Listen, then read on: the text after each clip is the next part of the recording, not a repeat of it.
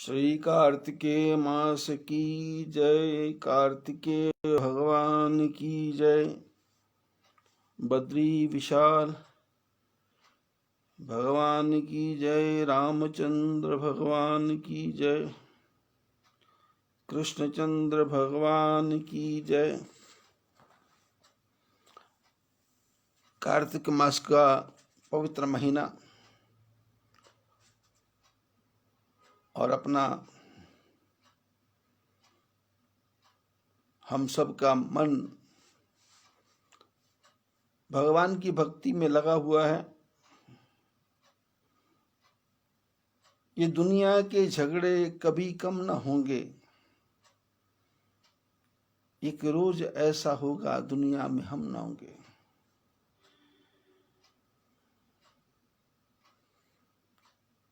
जीवन खत्म हुआ तो जीने का ढंग आया। जब शमा बुझ गई तो महफिल में रंग आया।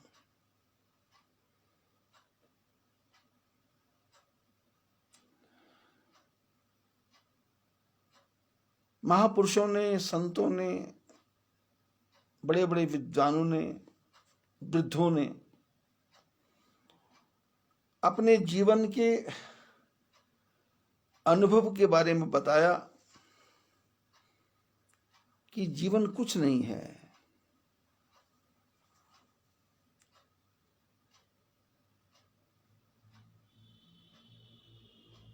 ये 100 साल का जीवन भी है तो कम है, 200 साल का जीवन भी है तो कम है।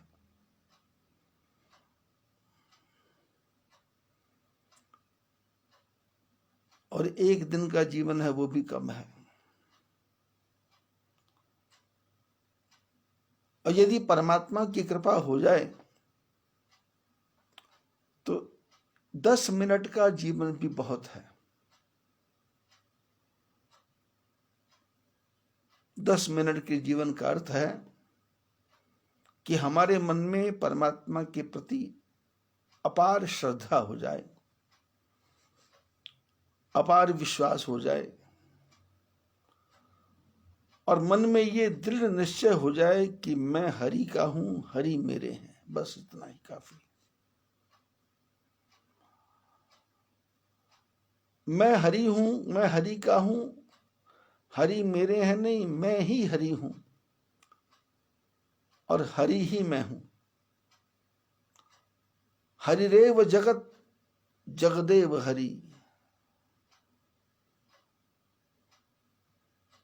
हरि ही जगत है और जगत ही हरि है।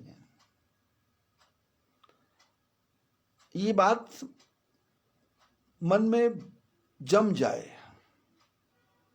आए नहीं, जम जाए। और ऐसी जमे कि जीवन में सुख क्या है इसका भी पता ना लगे, दुख क्या है इसका भी पता ना लगे,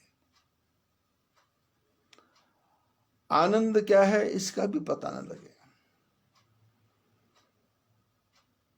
जैसे गुरु शिष्य का संबंध होता है। जब कोई शिष्य अपने आप को गुरु के चरणों में समर्पित करता है तो वो अपने गुरु की सेवा ऐसे करता है, जिमि अविवेकी पुरुष शरीर ही। लक्ष्मण जी राम जी के साथ रहते हैं, सीता जी के साथ रहते हैं, उनकी सेवा कैसे करते हैं? सेवहि लखन सिय रघुवीर ही, जिमि अविवेकी पुरुष शरीर ही। राम जी के लिए लक्ष्मण जी ने पिता का त्याग कर दिया, मां का त्याग कर दिया, अयोध्या का त्याग कर दिया और राम जी के साथ 14 साल के लिए वनवास में चले गए। और वहां जाके भगवान सीता जी की, राम जी की सेवा कैसे करते हैं? जिमि अविवेकी, जैसे कोई मूर्ख आदमी अपने शरीर की सेवा करता है। थोड़ा इन शब्दों की तरफ ध्यान देंगे तो जीवन की पूरी यात्रा समझ आ जाएगी।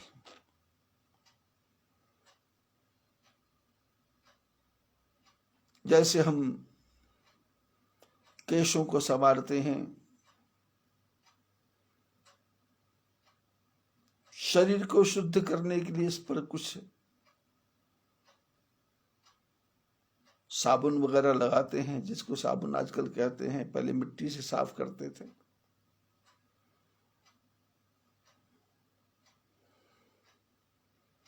कभी इसमें उबटन लगाते हैं, कभी इसमें तेल लगाते हैं, कभी इसमें हल्दी लगाते हैं। मैल को रगड़ रगड़ के निकालते हैं। नाखूनों को काटते हैं, उसकी शेप बनाते हैं। आईब्रो को काटते हैं, उसकी शेप बनाते हैं।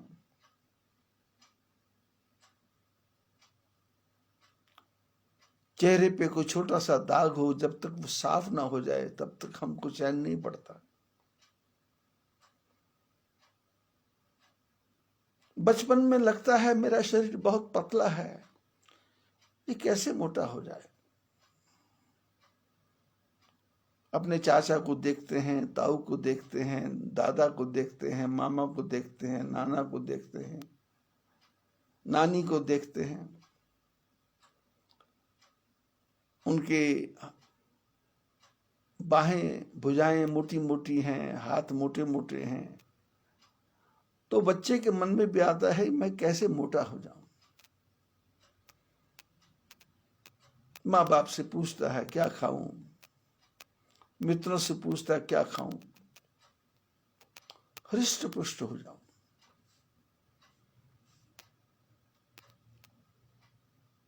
विवेक नहीं है उसके मन में। उसको ये पता है कि अभी मैं बच्चा हूं, बड़ा होऊंगा, शादी होगी, परिवार होगा, फिर आगे आगे आगे क्या होगा, उसको जीवन का पता नहीं है।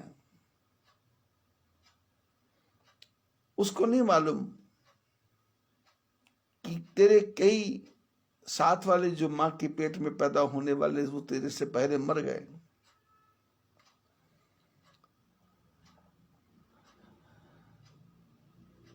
तेरे साथ के कई मित्र थे, वो भी चले गए। और अविवेकी शरीर को मोटा करूंगा, हृष्ट पुष्ट करूंगा, ऐसे अविवेक से ये इस शरीर के पीछे लगा रहता है। और अंत में क्या है, मौत के बाद राख बचती है 10 मुट्ठी। इतनी राख बचती है जो एक लोटे के अंदर आ जाए, और थोड़ी सी हड्डियों के टुकड़े बचते हैं।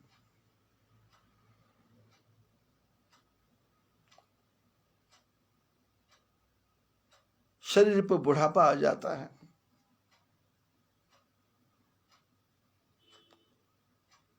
और यही जो छोटा सा जीवन है, बचपन से लेके बुढ़ापे तक के जीवन में कोई ऐसी घड़ी आ जाए, 10 मिनट की घड़ी, 1 मिनट की घड़ी, आधे सेकंड की घड़ी, जिसमें ये बोध हो जाए कि मैं ब्रह्म हूं, अयम आत्मा ब्रह्म, मैं स्वयं चिदानंद रूपम शिवोहम शिवोहम, ऐसा बोध हो जाए, ये प्रतिष्ठा हो जाए मन के अंदर, तो जीवन की यात्रा सफल हो जाएगी। संसार में आदमी मनुष्य काम तो करेगा, लेकिन लाभ होगा तो उसको पता है ये ठाकुर जी का है, हानि होगी तो उसको पता है ठाकुर जी का है। कैसे, जैसे किसी दुकान में कोई मैनेजर है, मालिक ड्यूटी लगाता है, ये खरीदो, ये खरीदो, ये खरीदो, ये खरीदो, वो आज्ञा का पालन करता है। ये बेच दो, ये बेच दो, ये बेच दो, ये बेच दो, आज्ञा का पालन करता है। अब उसमें लाभ होगा तो ये मालिक को इशारा करता है कि शायद घाटा पड़ने वाला है। मालिक बोलता तुमको ज्यादा बुद्धि है क्या? तो घाटा पड़ता है तो नींद मालिक को नहीं आती, पर मैनेजर तो आराम से सोता है, क्योंकि उसको तो पता है मेरे को 1 महीने बाद सैलरी मिलनी है।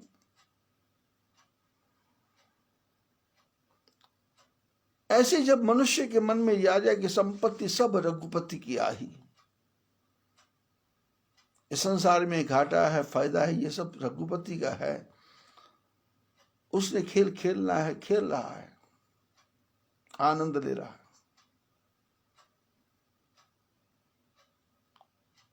तो जीवन में आदमी दुखी नहीं होगा, आदमी परेशान नहीं होगा,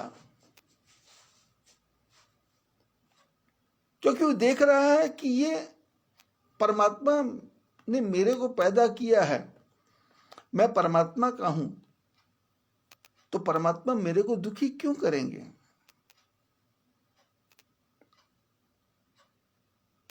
परमात्मा मेरे को हमेशा आनंद में रखेंगे।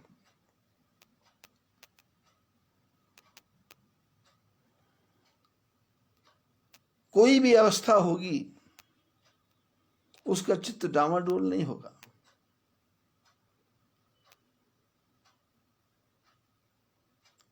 कल मैं कुछ कवियों की गोष्ठी सुन रहा था,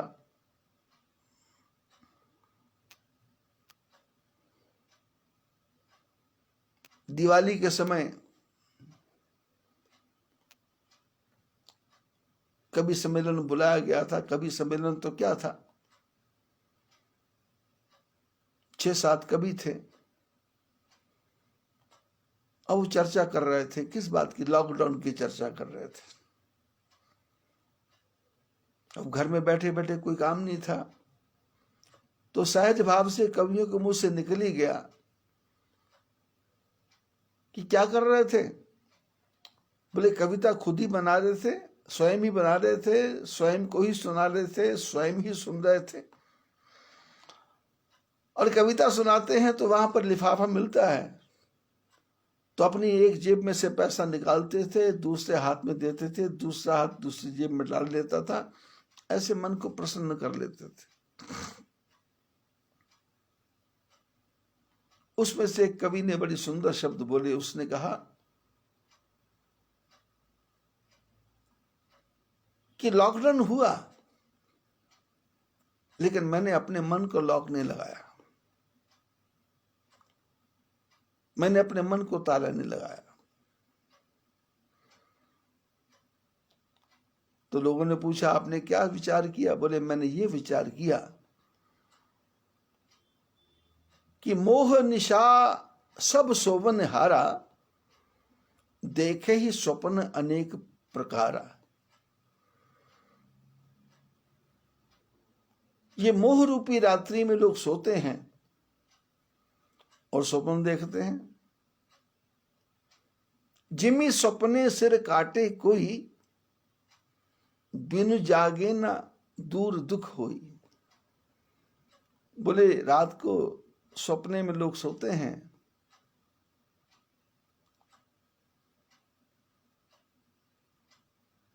और सपने में कोई आकर के सिर काट देता है,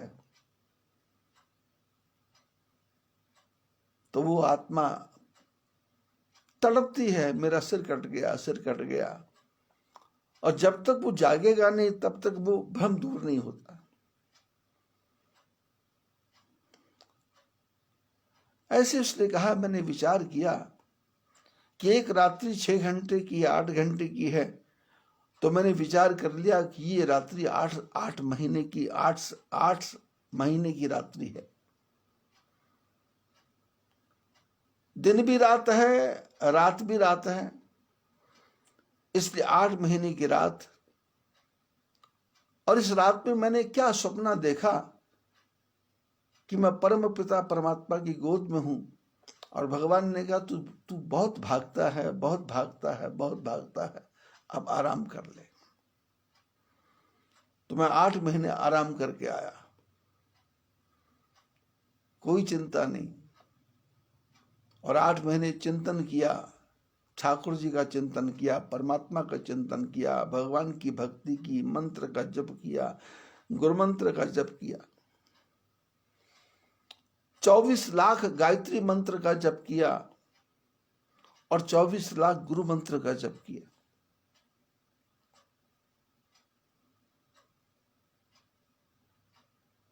राम जी वाल्मीकि ऋषि से पूछते हैं मैं कहां रहूं? भगवान कहते हैं उसके हृदय में रहो जो आपका निरंतर जप करे, जिनके श्रवण समुद्र समाना, कथा तुम्हारी सरित वर नाना, भरे ही निरंतर हो ही न पूरे।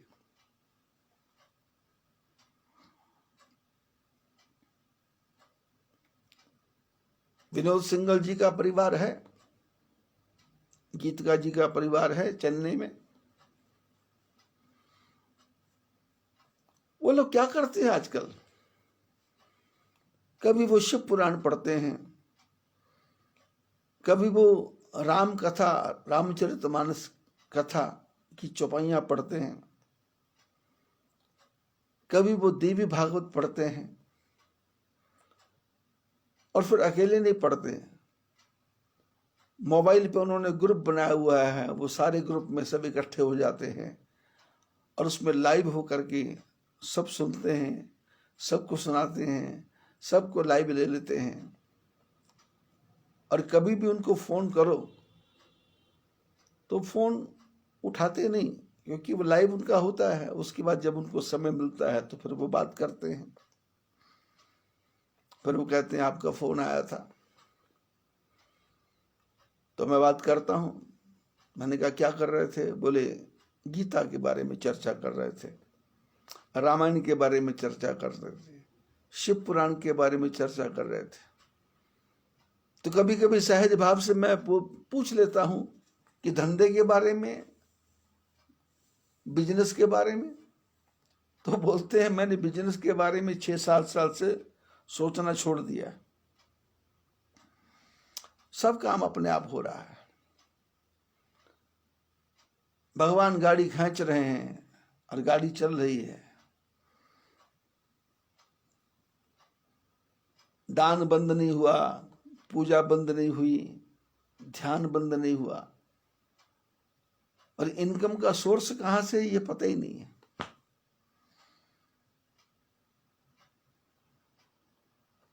के स्वरूप लावे, के स्वरूप गीत गावे, ऐसे संत जन निज मन भूत बस कीनो है।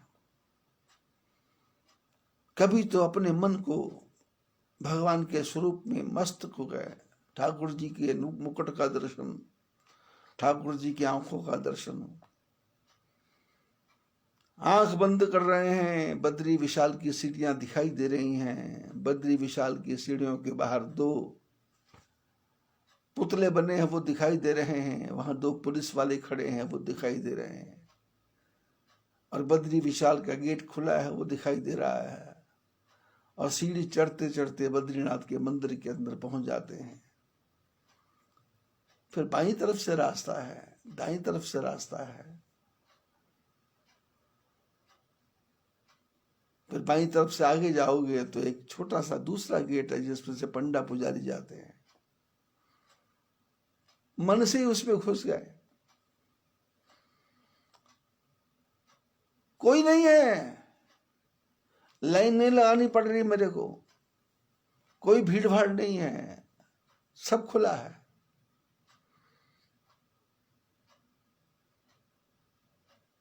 बद्री विशाल का पट बंद होने वाला है। लक्ष्मी जी की मूर्ति को उठा करके बद्री विशाल के साथ में रखा जाएगा।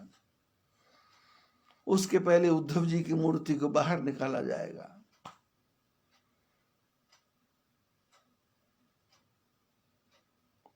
उद्धव जी को डोली में डाला जाएगा। मैं सब देख रहा हूं।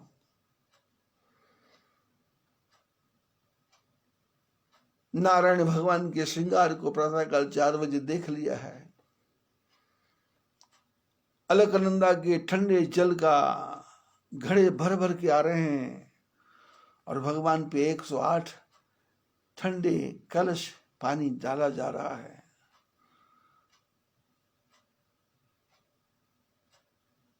जो लोग बद्रीनाथ जाते हैं वो गर्म पानी से स्नान करते हैं।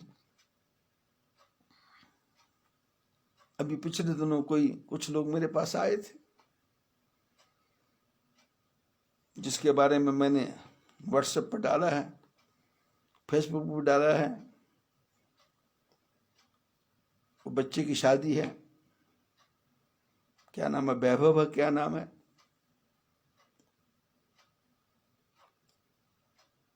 अभी 2-4 दिन में 30 तारीख को शादी है, 30 नवंबर को। उनके पिताजी हाई कोर्ट के रिटायर्ड जज हैं, माहेश्वरी जी, वीरेंद्र जी माहेश्वरी। तो बेटे के साथ, अपने शिष्यों के साथ जज साहब आए थे, रिटायर्ड जज हाई कोर्ट के। तो जब वो दर्शन करके आए तो वैभव बोलता है कि मैंने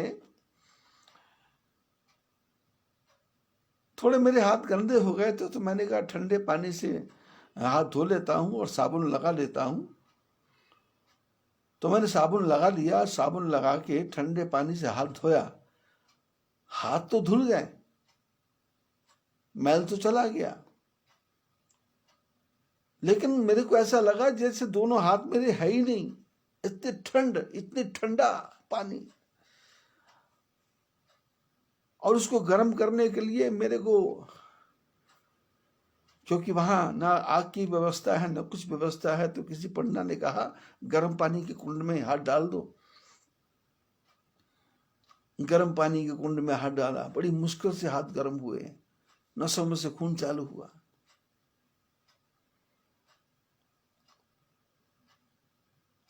आंख बंद करके प्रातः काल 4-5 बजे देख रहे हैं भगवान का अभिषेक हो रहा है, ब्राह्मण मंत्र पढ़ रहे हैं, पूजा चल रही है। एक तरफ चंदन रगड़ा जा रहा है और घिस घिस के चंदन ढेर लगाया जा रहा है। और बद्री विशाल के शरीर के ऊपर चंदन चिपकाया जा रहा है। फिर माथे पे हीरे का एक तिलक, ऊपर मुकुट, ऊपर से वस्त्रों को पहनाया जा रहा है। छत्र चमर लगा दिए गए हैं, कपड़े पहना दिए गए हैं, माला सजा दी गई है। और पुजारी विशाल आरती लेकर के भगवान की सुंदर आरती कर रहे हैं। नारद जी की आरती हो रही है, उद्धव जी की आरती हो रही है, गरुड़ जी की आरती हो रही है, कुबेर जी की आरती हो रही है। बद्री विशाल समाधि लगा के बैठे हैं। पवन मंद सुगंध शीतल हेम मंदिर शोभितम। मंद मंद पवन चल रही, जिसमें सुगंधी आ रही है, अलकनंदा बह रही है। शेष शारद शेषनाग भगवान की आरती कर रहे हैं, शारदा माता भगवान की आरती कर रही। भगवान के दिव्य स्वरूप का दर्शन हो रहा है। कोई भी तो नहीं है मेरे सिवाय, मैं हूं और भगवान है, मैं हूं और भगवान है। भगवान का पट बंद करना है। आज का मुहूर्त है।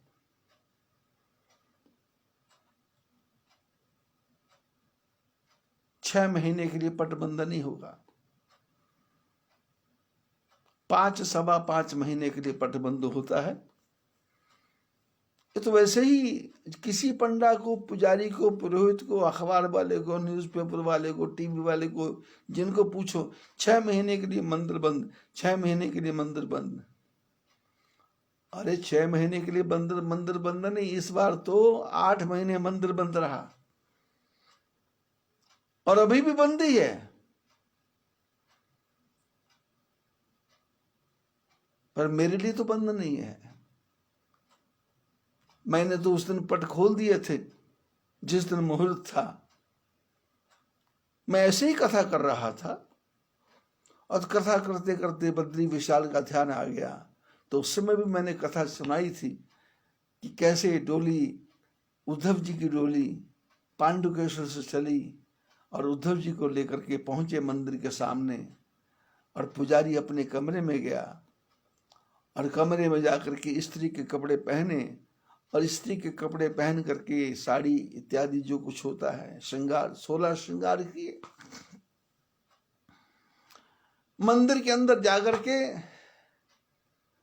लक्ष्मी माता के चरणों में प्रणाम किया। मां, आपके जेठ जी आ रहे हैं, अब दोनों भाई साथ साथ रहेंगे।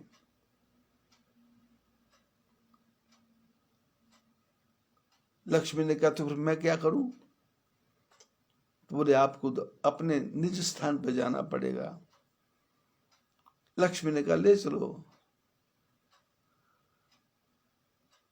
तो पंडा जी, हमारे जो नमोद्रीपाद ब्राह्मण है जिसने स्त्री का रूप बनाया है, वो माता जी को गोदी में उठाते हैं, उठा करके साथ वाले मंदिर में, लक्ष्मी जी के मंदिर में रखते हैं जाकर के, और हाथ जोड़ के प्रार्थना करते हैं, मां अब तुम यहीं रहोगी, आपका भोग यही बनेगा, आपका प्रसाद यही बनेगा।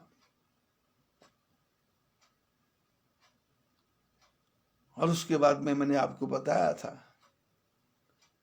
कि लक्ष्मी जी को रखने के बाद में पुजारी जी अपने कमरे में जाते हैं,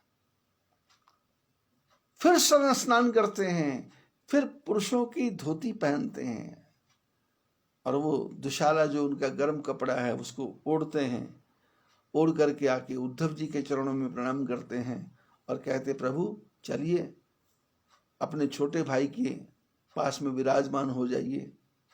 तो उद्धव जी विराजमान हो जाते हैं, फिर पूजा शुरू हो जाती है।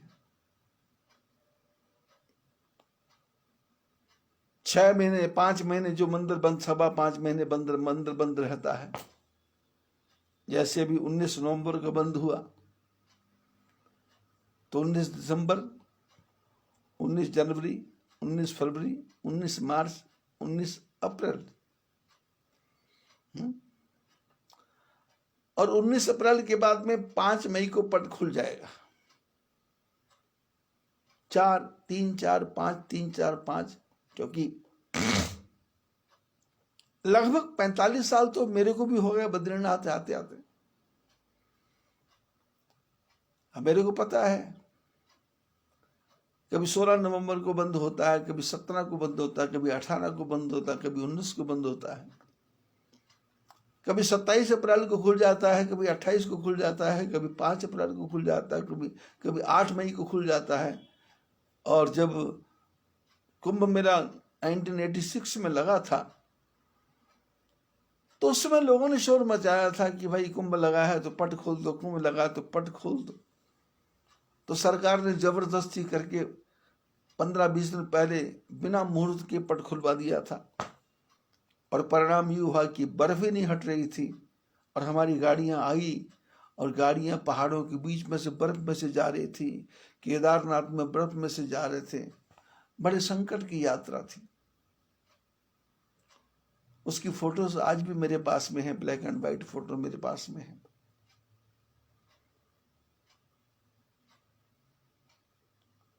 बद्रीनाथ का पट खुल रहा है, पुजारी नहीं खोल रहा, मैं ही खोल रहा हूं।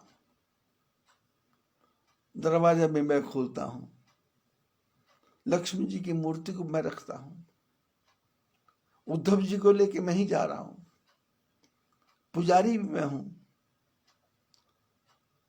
और बद्री विशाल भगवान भी मैं हूं, उद्धव जी भी मैं हूं, गरुड़ भी मैं हूं, कुबेर भी मैं हूं, और लक्ष्मी भी मैं हूं। साथ साथ चल रहे हैं,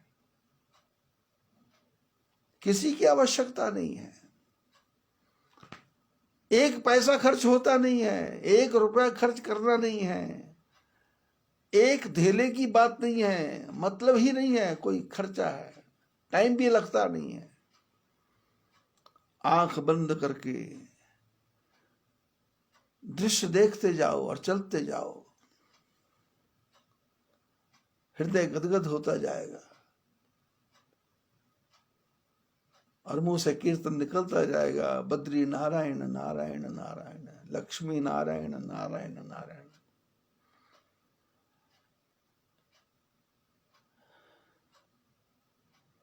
श्री कृष्ण गोविंद हरे मुरारे, हे नाथ नारायण वासुदेवा। कीर्तन होगा और प्रातःकाल विष्णु सहस्त्र नाम का पाठ होगा। मैं ही कर रहा हूं। श्री सूक्त का पाठ होगा। यज्ञेन यज्ञमय जंत देवास्तानि धर्मानि प्रथमान्यासन्न इखन निखाणम मुम्मयी खाणम सर्वलोकम मयि खाणम।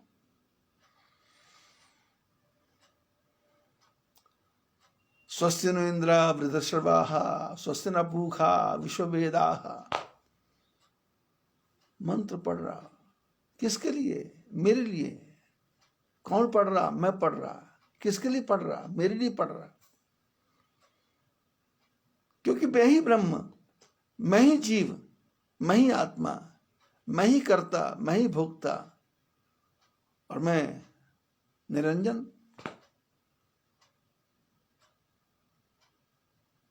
कहा ठाकुर जी कहाँ रहे? राम जी ने कहा मैं कहाँ रहूं? वाल्मीकि ने कहा पूछे हूं मोही के रहूं कहां? आप मेरे से पूछ रहे कहां रहूं, पर मैं आपसे पूछ रहा आप कहां नहीं रहते हो?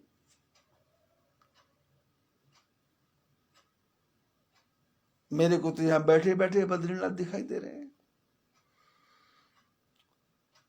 ब्रह्म कपाल दिखाई दे रहा है, नारद कुंड दिखाई दे रहा है और सीढ़ियां चढ़ता जा रहा हूं मैं, सांस चढ़ रही है। बद्रीनाथ के मंदिर में प्रवेश हो रहा है। कौन सी लाइन, कौन सी भीड़ और कैसी भीड़? मनमस्त हुआ अब क्यों डोले, हंसा पाया मान सरोवर ताल तलियां क्यों डोले। मन मस्त हुआ अब क्यों डोले।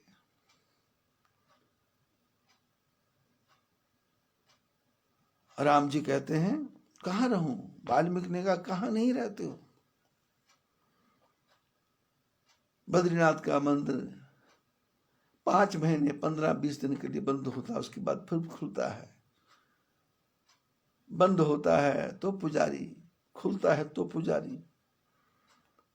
और परमात्मा हिमालय में वास करते हैं, नर नारायण पर्वतों के बीच में। विशाल अलकनंदा, सरस्वती माता मूर्ति, शेष नेत्र, व्यास गुफा, गणेश गुफा, भीमपुल। आगे चले जाओ,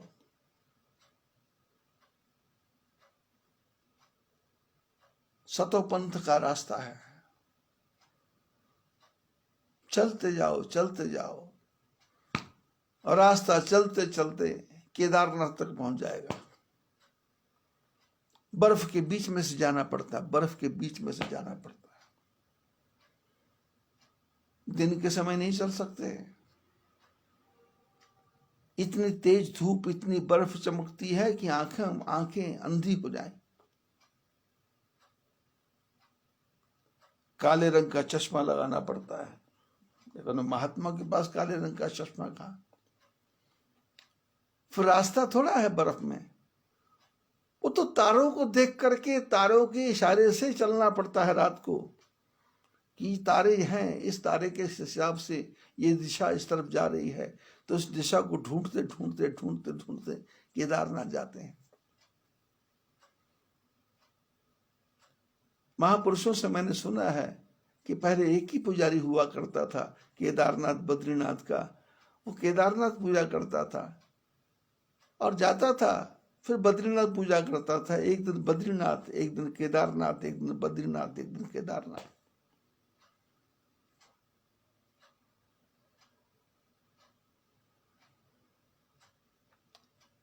परमात्मा कहते मैं कहां रहूं? बोले जिनके श्रवण समुद्र समाना।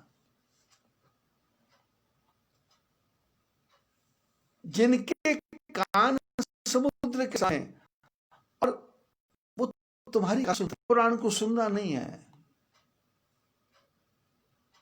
भागवत कथा को सुनना नहीं है, भागवत कथा को जीना है। शिव पुराण को सुनना नहीं है, शिव पुराण को जीना है। नंदी की जगह स्वयं ही बैठ जाओ, भगवान के गले में सर्प की जगह स्वयं ही लिपट जाओ, भगवान के अंग की विभूति स्वयं ही बन जाओ, भगवान के हाथों का त्रिशूल स्वयं ही बन जाओ। रसखान कवि ने कहा ना, पाहन हो तो वही गिरी को, जो धर्यो कर छत्र पुरंदर धारण,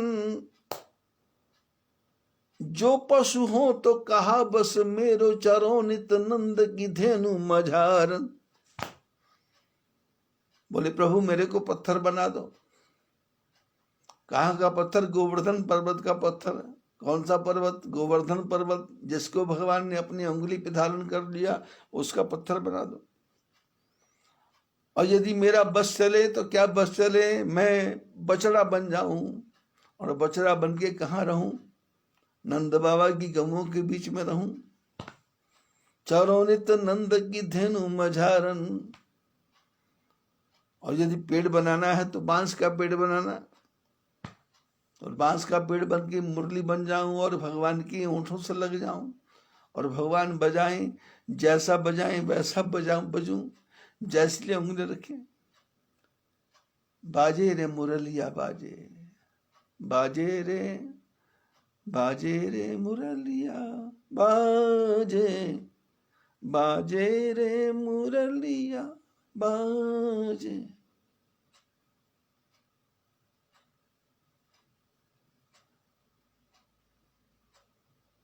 होठ पे माया विराजे, बाजे मुरलिया बाजे।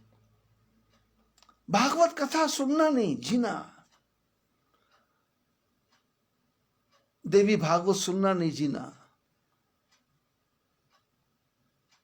मां जगदम्बा के साथ साथ रहना, मां का शेर बन जाना, मां की तलवार बन जाना, मां की चुनरी बन जाना, मां की ओढ़नी बन जाना, मां की पायजेब बन जाना, मां की चूड़ी बन जाना, मां के हाथों की मेहंदी बन जाना, मां की ज्योति का घी बन जाना, मां की ज्योति का दीपक बन जाना, मां की ज्योति का रोशनी बन जाना, लाइट। मां के सिर का छत्र बन जाना। कथा सुनना नहीं, स्वयं ही कथा बन जाना। दुख है कहां, कष्ट है कहां, परेशानी क्या है कहां, झंझट है कहां। और संसार के जो काम हो रहे हैं वो संसार के काम मैं नहीं कर रहा, परमात्मा ने मेरे को उस लायक बनाया है। अब वो सेवा, मैं सेवा कर रहा हूं,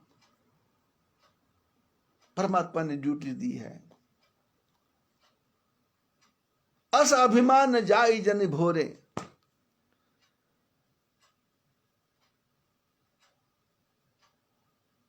मैं सेवक रघुपति पति मोरे। सुतीक्ष्ण जी के पास में भगवान गए, शरभंग ऋषि के पास भगवान गए तो पूछा क्या चाहिए? तो शरभंग ने कहा मेरे को अहंकारी बना दो। बड़े बड़े महापुरुषों से सत्संग सुनोगे आप, महापुरुष क्या कहते? अहंकार का त्याग करो, काम का, क्रोध का, लोभ का, मोह का, अहंकार का त्याग करो, बड़े बड़े महापुरुष कहते हैं।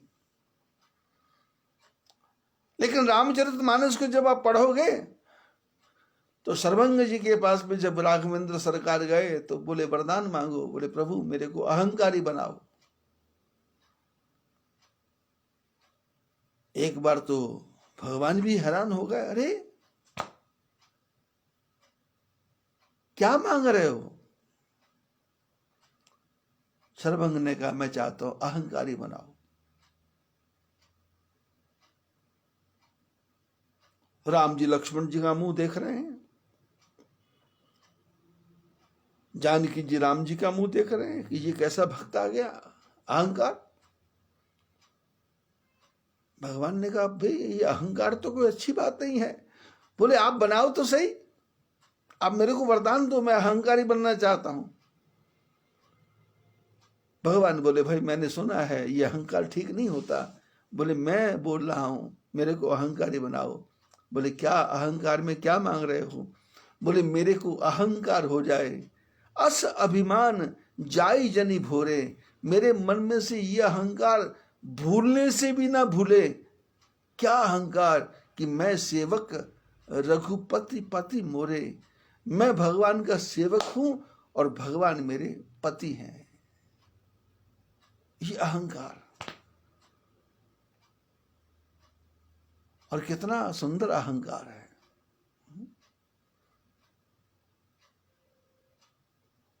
मीरा से कहा काम, इसने कहा मैं तो अपने नारायण की आप ही हो गई दासी रे, पग घुंघरू बांध मीरा नाची रे। बोले मैं नाचूंगी अपने कन्हैया के सामने।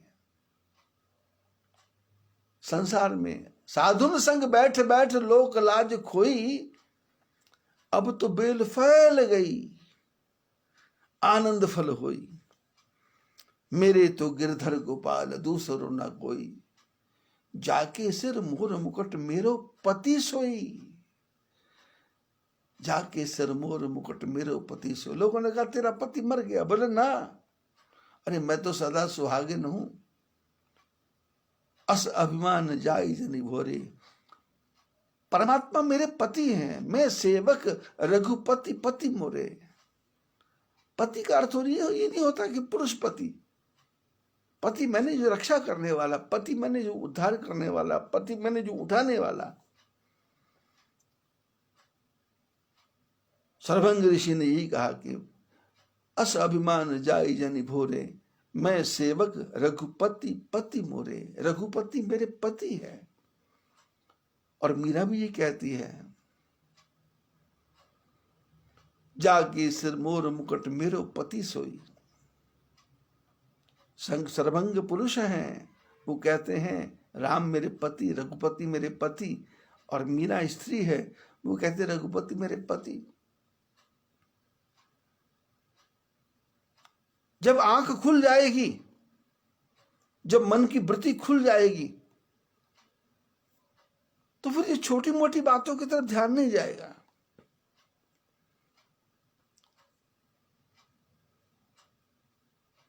तो फिर तो घर में झाड़ू लगाना भी लगेगा, मैं ठाकुर जी की सेवा कर रहा। पोछा लगाना भी लगेगा, मैं ठाकुर जी की सेवा कर रहा। कपड़े धोना भी लगेगा, मैं ठाकुर जी की सेवा कर रहा। हर बात में आनंद आएगा, चिड़चिड़ापन खत्म हो जाएगा, इरिटेट खत्म हो जाएगा, अंदर से जो खिंचाव है वो खत्म हो जाएगा, अंदर से जो तनाव है खत्म हो जाएगा। मैं कमजोर हूं, ये विचार खत्म हो जाएगा। मैं मोटा हूं, ये विचार खत्म हो जाएगा। मैं मर जाऊंगा, ये विचार खत्म हो जाएगा। मैं कब तक जीऊंगा, ये विचार खत्म हो जाएगा। जब तक जीऊंगा तब तक आनंद ही आनंद आएगा। क्यों? जिस पुराण को मैं पढ़ रहा हूं वो पुराण पढ़ नहीं रहा, जी रहा हूं। महिमना पारंते परम विद यद्यस। कभी मेहमन का पाठ करूंगा, कभी शिव तांडव स्तोत्र का पाठ करूंगा, कभी नमामि शमीशान का पाठ करूंगा, कभी रामचंद्र कृपालु भजमन का पाठ करूंगा, कभी आरती श्री रामायण जी की का पाठ करूंगा। और उसमें लिखा है, छो शास्त्र सब ग्रंथन को रस, मुनि जन धन संतन को सर्वस, सार अंश सम्मत सभी की। क्या है रामायण? 6 शास्त्र, सारे ग्रंथों का रस। रस है तो रसो वही सा।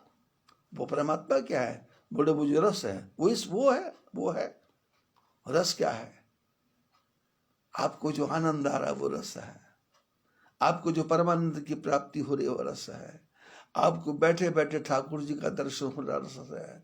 मंदिर के अंदर नहीं बैठे, आप कुर्सी पे बैठे हुए हो, और कुर्सी पे बैठे बैठे ध्यान आ गया कि ठाकुर जी की लीला चल रही है, ठाकुर जी का स्नान चल रहा है, ठाकुर जी सब जंगल में गैया लेके जा रहे हैं और मुरली बज रही है, काली कमलिया उड़ी हुई है, हाथ में डंडा पकड़ा हुआ है, ग्वाल वाल चल रहे हैं, धूल उड़ रही है और गाय भाग रही है, कन्हैया पीछे पीछे है, और गायों के पैरों से जो धूली उड़ रही है वो ठाकुर जी के सिर पे पड़ रही है, और मैं साथ साथ चल रहा हूँ और अपने अंगोछे से, अपने कपड़े से ठाकुर जी के चेहरे की धूल को साफ कर रहा हूँ, उनके मुकुट को साफ कर रहा हूँ, मोर पिच्छ को संवार रहा हूँ। काली कमलिया गिर गई, उसको उठा के कंधे पर ठाकुर जी के रख रहा हूँ, भागते भागते डंडा गिर गया, ठाकुर जी उसको पकड़ के पहुंचा रहा हूँ।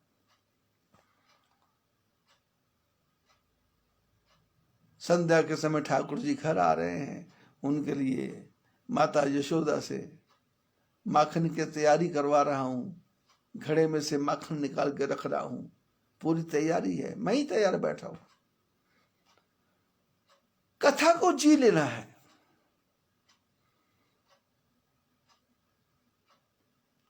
आज प्रातः काल कोई बोल रहा था, यात्री मेरे पास रुके थे, बोले पट बंद हो रहा, आप चलिए।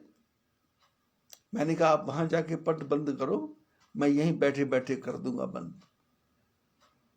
बोले यहां बैठे बैठे? मैंने कहा हाँ, मेरे पास चाबी है, वो जो बड़ा गेट है उसके बारे में भी जानता हूँ, उसकी कुंडी कहाँ लगती है उसके बारे में भी जानता हूँ, उसका ताला कहाँ लगाता है। उनको तो नहीं कहा, लेकिन मन में सोचा, बस उनको तो ये कहा कि आप जाओ, मैं यहीं बैठे बैठे दर्शन कर लूंगा पट बंद होने के। और कैसी विचित्र झांकी है, ऐसे आप जाओगे, पुजारी आपको मूर्ति को हाथ नहीं लगाने देगा।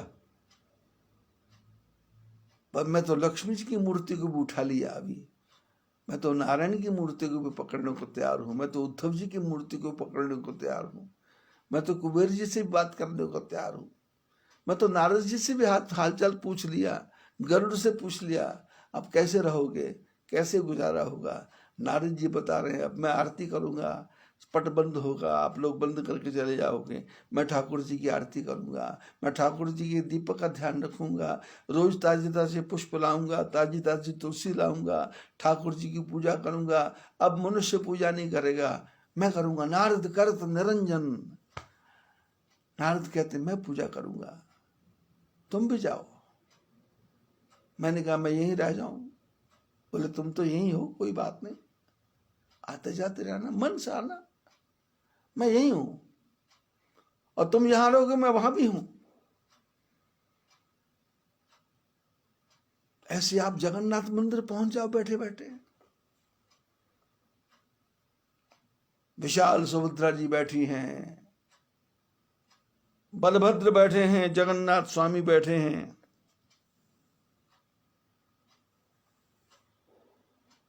और विशाल चेहरे का दर्शन हो रहा है, खिचड़ी का भोग लग रहा है, कभी 56 भोग लग रहा है, कभी वर्धन पूजा हो रही है, और कभी आप लोगों को तो कोरोना अभी हुआ है, आप लोगों को तो कोरोना अभी हुआ है, आप लोगों को तो क्वारंटाइन अभी हुआ 15 दिन का।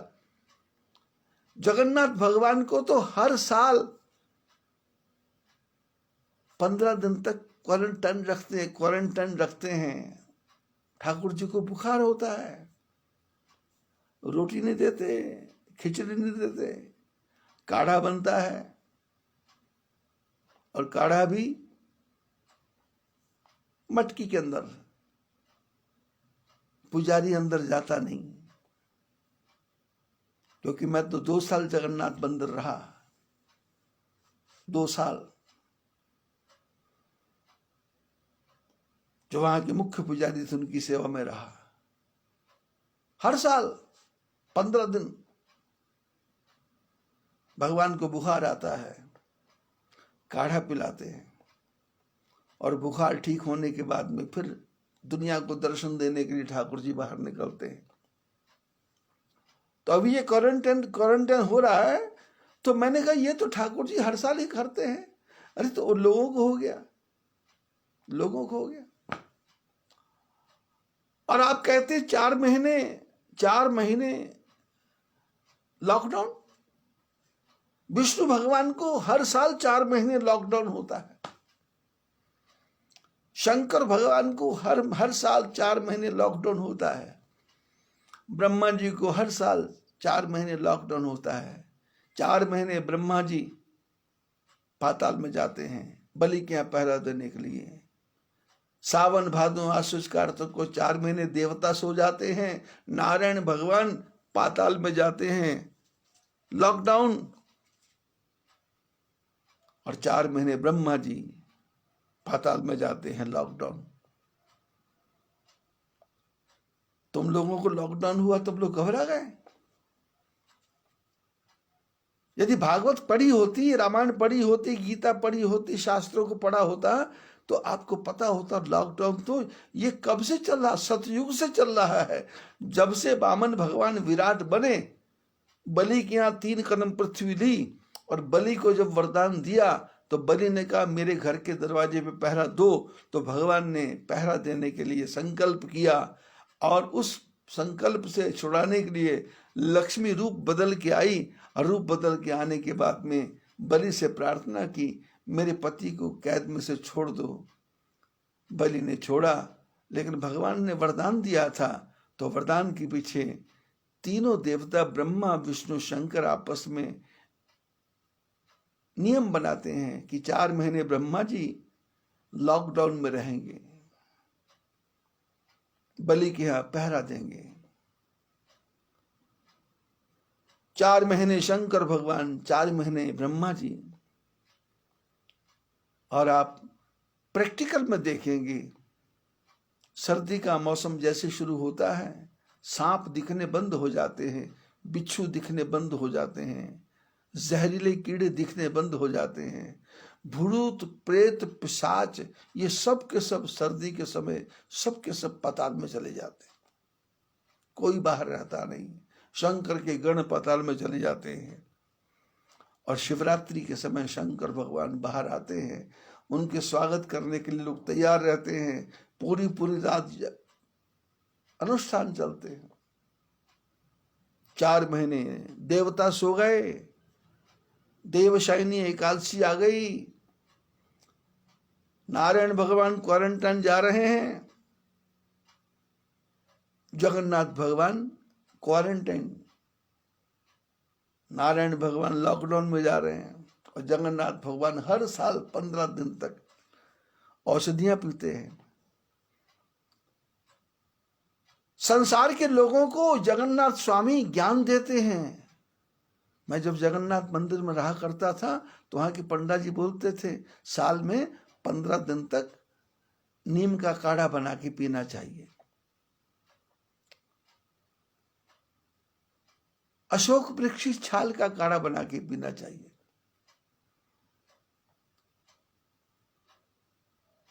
फलों का जूस, रोटी नहीं खाना, चावल नहीं खाना, मेरे को समझाते थे।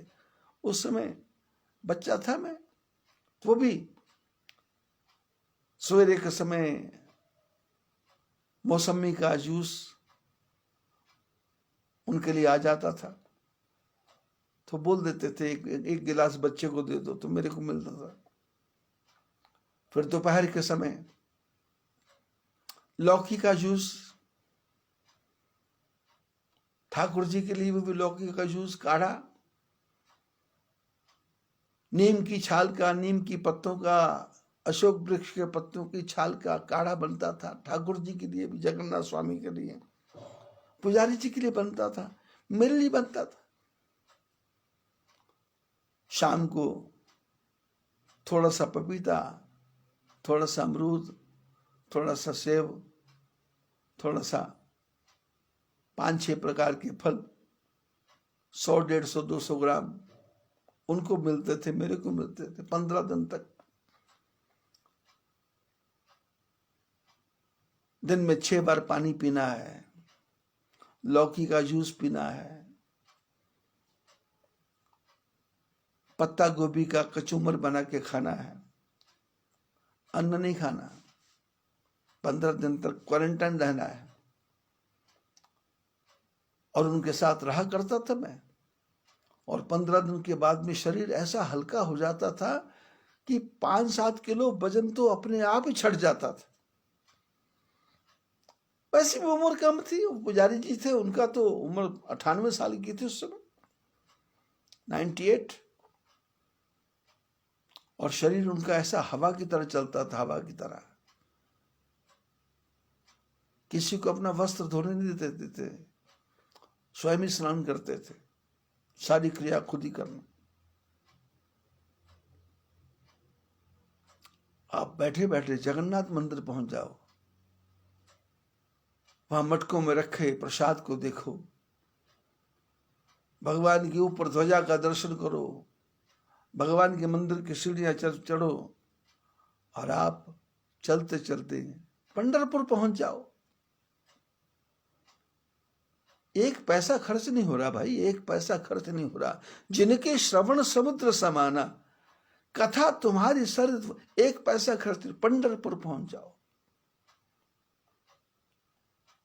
लाइनों में लोग लगे हैं, पर आपको लाइन में लगने की जरूरत नहीं। आप तो जाओ और सीधा ठाकुर जी के सामने पंडरीनाथ भगवान खड़े हैं, और विठल विठल विठल विठल बोलो, विठल विठल विठल विठल बोलो, जय जयकार करो, रुक्मणी जी का दर्शन करो, आनंद के साथ दर्शन करो। कुछ भटकने की जरूरत नहीं, कहीं अटकने की जरूरत नहीं है। 1 सेकंड का भी कष्ट नहीं है ना, और पैरों में छाले भी नहीं पड़ेंगे, पैदल भी नहीं चलना पड़ेगा, बैठे बैठे पहुंच रहे हैं। और पहुंच जाओ सोमनाथ मंदिर अभी बैठे बैठे।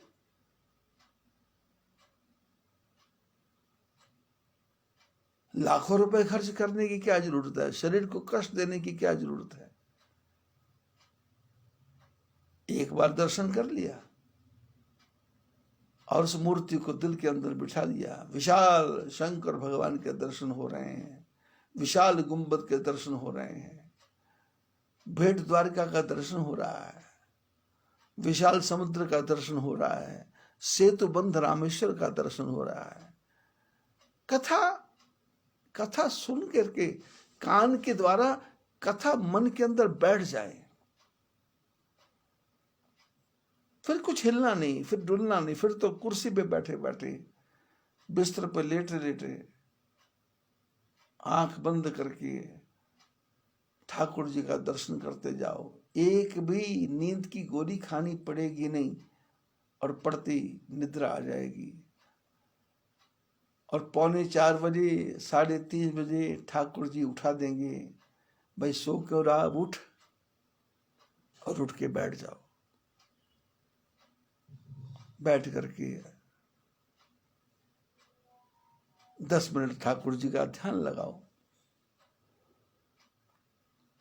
वाल्मीकि जी कहते हैं कहाँ रहना है, जिनके श्रवण समुद्र समाना, कथा तुम्हारी सरित वर्णना, भर ही निरंतर होई न पूरे, तिनके ही तुम कह गृह दूरे। जो तुम्हारी कथा को सुनता है और कानों के द्वारा कथा भरती जाती है, लेकिन समुद्र कभी भरता नहीं है, ऐसे उनका मन भी भरता नहीं है। उनके हृदय में ठाकुर जी आप विराजमान हो जाओ। शंकर भगवान की पूजा करना है, मन का ही दूध है, मन का ही शहद है, मन का ही दही है, मन का ही धतूरा है, मन की भांग है, मन के सोने चांदी के सिक्के हैं। चढ़ाओ चढ़ाओ, खूब चढ़ाओ। कहाँ जा रहे हैं, कोई चिंता वाली बात नहीं है। लुट गए, चले गए। ऐसी अवस्था जब जीवन में आएगी तो वाल्मीकि जी कहते राम जी को, प्रभु ऐसे मनुष्य के हृदय में आप विराजमान हो जाओ। और विराजमान हो जाओ नहीं, विराजमान हो जाएंगे, विराजमान हो जाएंगे। और इस ऐसा करने पर संसार के कोई काम छोड़ने की आवश्यकता नहीं है, संसार के सारे ही काम करना है। लेकिन जब एकांत में बैठना है तो ठाकुर जी के चरणों में बैठना है। जब काम का समय है तो काम करेंगे, जब राम का समय है तो राम करेंगे, जब कोई काम नहीं है तो राम के साथ हैं, जब काम है तो काम भी तो राम का है। ऐसा विचार करके जीवन की यात्रा को जीना है। आज इतना ही, बाकी कल। बद्री विशाल भगवान की जय।